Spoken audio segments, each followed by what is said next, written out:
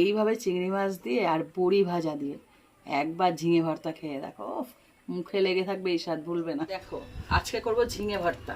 এখানে তার জন্য ঝিঙেগুলোকে একদম ছোট ছোট করে কেটে নিয়েছি। একটা মিক্সি জার নিয়েছি। প্রথমে ঝিঙেগুলোকে এর মধ্যে দিয়ে দেবো। এবার এর মধ্যে দিয়ে দিচ্ছি 2 কোয়া রসুন আর 2 থেকে 3টে কাঁচা লঙ্কা। এইবার এটাকে ব্লেন্ড করে বসিয়ে দিয়েছি। এবার দিয়েছি তেল।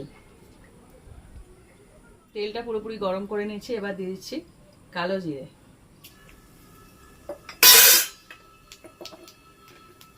একটুখানি ভেজে নেব কালো জিরেটাকে।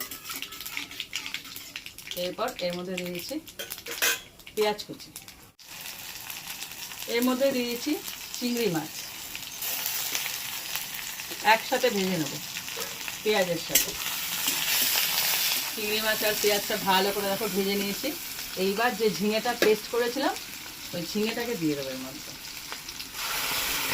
পুরো মাছের জল, ঝিঙের মধ্যে জলভাবটা বেশি থাকে তো তার জন্য। এবার এটাকে ভালো করে একটু কষিয়ে নেবো একসাথে।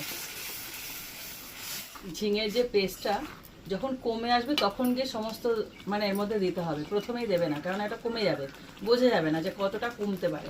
দেখো কতটা কষে গেছে। এবার দিয়ে দিচ্ছি লবণ, হলুদ গুঁড়ো, লঙ্কার গুঁড়ো। এখানে কাঁচা লঙ্কা যেহেতু দেওয়া আছে, লঙ্কার গুঁড়ো খুব সামান্য যাবে, কারণ এটা খুব একটা ঝাল ঝাল হয় না, একটু হালকা মিষ্টি ভাব থাকে, তাই 1/2 চামচ লঙ্কার গুঁড়ো দিয়ে দিলাম। এইবার এটাকে ভালো করে মিশিয়ে দেবো। একদমই কমে যাবে, আরও কষাতে হবে। দেখো কয়টুখানি হয়ে গেছে, একদম একটুখানি। হ্যাঁ মজে যায়, বললাম তো প্রথমে। একটু দিয়ে দেবো চিনি, হালকা মিষ্টি মিষ্টি হবে। এবার এটাকে মিশিয়ে দেবো। আর একটা কাজ আছে, এটাকে নামিয়ে রাখলাম। এবার একটা এরকম কড়াই বসিয়ে দিলাম, তেলটা গরম হোক বলছি। আছে দেখো, আবার বলো। তেলটা পুরোপুরি গরম হয়ে গেছে।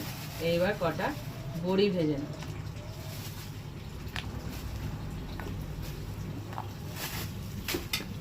একদম লাল করে ভাজতে হবে। লাল করে ভেজে নিয়েছি। এবার এটাকে তুলে নিলাম। এবার এটাকে যে চিনি দিয়েছিলাম চিনিটাকে ভালো করে মিশিয়ে দেব।